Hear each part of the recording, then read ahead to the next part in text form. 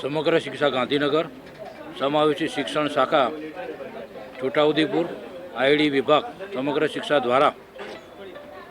છોટાઉદેપુર તાલુકા શાળા નંબર 1 અને બીઆરસી ભવનના સંયુક્ત ઉપક્રમે દિવ્યાંગ વિદ્યાર્થીઓ માટે સાધન સહાય વિતરણ કેમ્પનું આયોજન હાથ ધરવામાં આવ્યું। આ કાર્યક્રમની અંદર 169 જેટલા દિવ્યાંગ વિદ્યાર્થીઓને જુદા જુદા એલેમ્કો કંપની ઉજ્જૈન દ્વારા આપણને સાથ સહકારથી જુદી જુદી 169 બાળકોને સાધન સહાય આપણે વિતરણ